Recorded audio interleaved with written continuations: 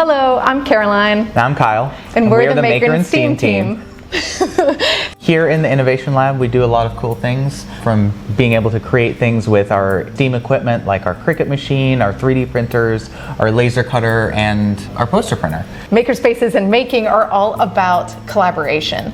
We also get to do that with the programs we do. We work with community partners to be able to offer more programs than we could do on our own.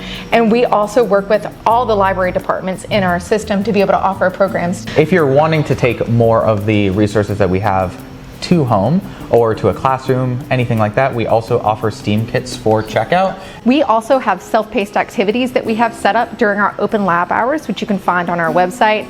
With those open lab hours, you can come in, get to test out different kits that we have, like our snap circuits and our Makeys. You can also explore and be able to work on some of your own projects. And then also in this space, we do programs. There'll be programs we teach sometimes, and then there's programs that we have community partners come in and teach.